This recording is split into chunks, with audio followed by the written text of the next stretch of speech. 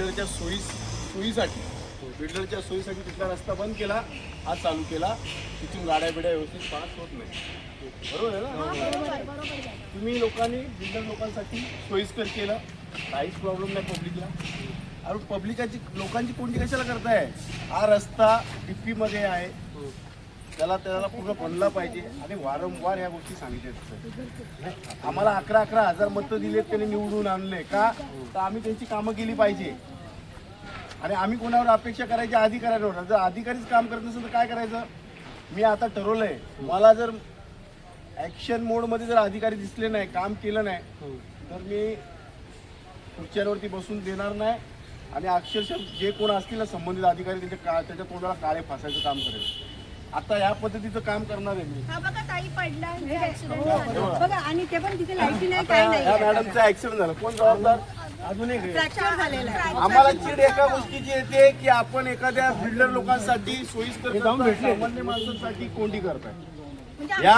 या रस्त्यासाठी हे लोक गेल्या अनेक वर्षापासून नाही, गाडीवरून पण पडतायत.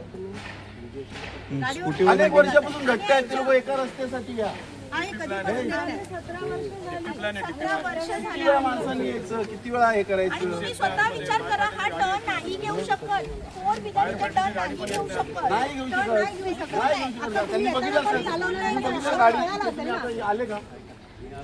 त्या बिल्डरला एवढं सोयीस्कर देतं, मग पब्लिकनी काय बिघडवलंय आपल्याला? आणि आम्ही एवढा टॅक्स भरतो. आज आमची बिल्डिंग आहे, ही बिल्डिंग आहे. केलं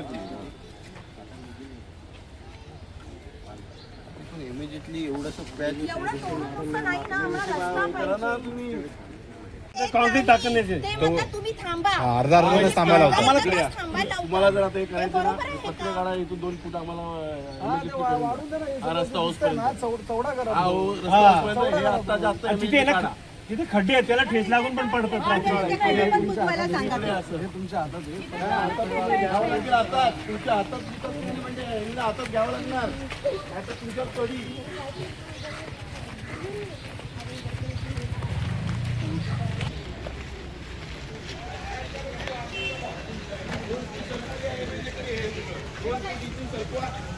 रस्ता होता ना, हा करून द्या, नाहीतर आम्ही सोडणार नाही अधिकाऱ्यांना कोणाला. ते जाऊ दे. आणि इथे पण बघा, हे जे आहे ना, मी इथे पडणार अंधार होता आणि हे इथे ठेच लागून इथे पडावं या रस्त्याला. त्यांचं काय झालं असतं बरं वाईट, कोणी कोण जबाबदार यांचं काय झालं असतं तर? आज फ्रॅक्चर झाले पाय, हात त्यांचा डोक्यावरती आज मार लागला असतो तर. साहेब एका पेशंटला बघून आले ते मुलाला, त्याचा आपण खांदा रोज माणसं पडतात, अजून पुरावा काय द्यायचा?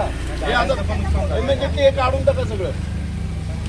हे असंच नाही घासलं गेलं, हे रिक्षा वगैरे लागून गेलाय.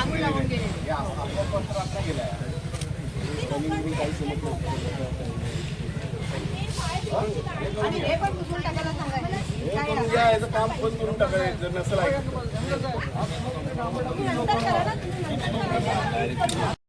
अल्पावधीतच लोकप्रिय झालेला भारताचा बुलंद आवाज आपला Bharat channel subscribe, share, like आणि कमेंट्स करायला विसरू नका.